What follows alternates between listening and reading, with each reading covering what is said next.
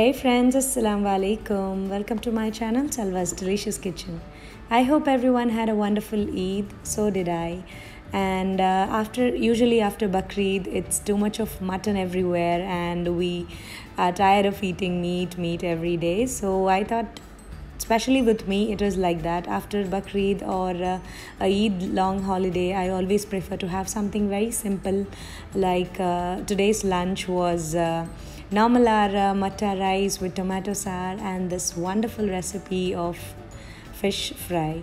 This is a Mangalorean fish fry recipe, but not all Mangaloreans make the same marinade for the fish. This is typically, I would say, what my granny used to make, and we all in the family follow the same recipe. That's why I call this as grandma's secret recipe. And the best part about this masala is that this can be stored in the refrigerator for months without any worry.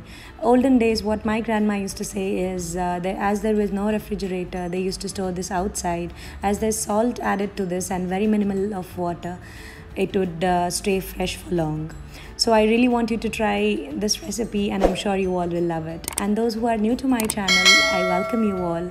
I really want you all to subscribe my channel and hit the bell icon so that you do not miss any of my upcoming videos. So let's quickly have a look at the ingredients to grind the masala. Here I have taken around 10 pots of garlic.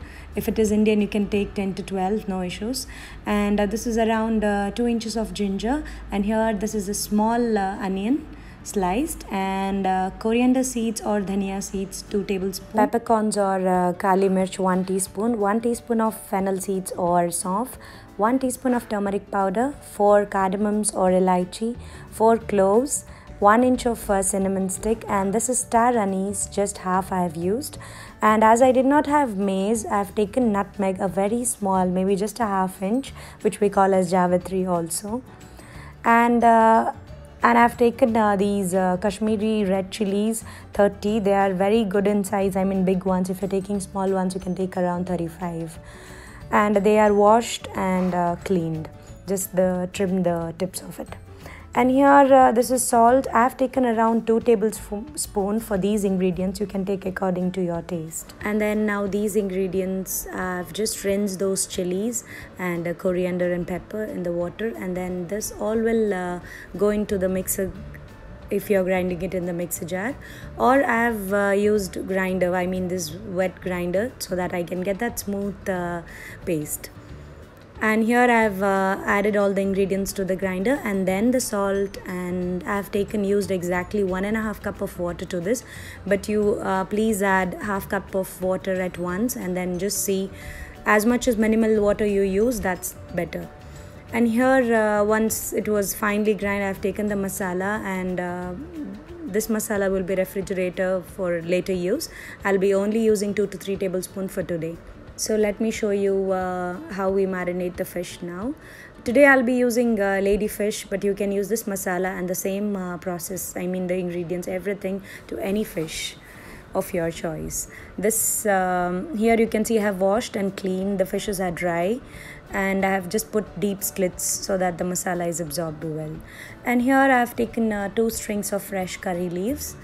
And this is around 3 to 4 pods of garlic, just crushed along with the skin. This is 2 tablespoons of semolina or suji, rava, whatever you call. And here I've taken around 2 full spoons of red chili. You can take more or less according to the quantity of your fish as needed. And this is my special ingredient, what my granny never used, but I love to use some lime juice, which is around 1 tablespoon to this chili paste. And here I've taken around 4 to 5 tablespoons of coconut oil for frying. Coconut oil is highly recommended for South Indians. Do fry it with coconut oil. For North Indians or those who do not prefer coconut oil, use the normal vegetable oil. And here I'm adding the lime juice to the chili paste and just mixed it well. And here just lifting the fish with the fingertips so that it gets that bend and all the slits are open to apply the masala well. Here one by one I finished applying all the masala to the fish as needed. I usually add more of masala so that fish absorbs it well. And here, as you can see, no part of the fish is left without the masala. Even the stomach, slits and the head, everything is coated well. And now marinate this for around 2 to 3 hours minimum, or I usually marinate it in the morning and then fry it in the afternoon for lunch. Here I'm just sprinkling some semolina. Do not add too much of semolina, that would spoil the taste. Just sprinkle it for the crunch, I mean for the crispiness of the fish fry. And here on the medium to low flame, I kept the coconut oil. Once it was hot, I added the crushed garlic and then curry leaves. And this gives the best flavor. I mean, the aroma of the fish fry is all over the house now. And here I'm just dropping the fish one by one with a good enough space to flip it, and then sprinkling some more semolina on the other side which was left, and fried this for around 5 to 6 minutes and then flipped it slowly. I always use fork spoon just to flip it carefully without breaking the fish. And here this was done in other 4 minutes, and within 10 minutes your fish fry is ready. This is on medium to low flame. It would be faster if you do it on a high flame, but do not. Always fry the fish on medium to low flame. And here the best garlic, the tasty roasted one. Do try it, it's really good. And here is your Mangalorean fish fry ready. The crispy from outside and very moist from inside.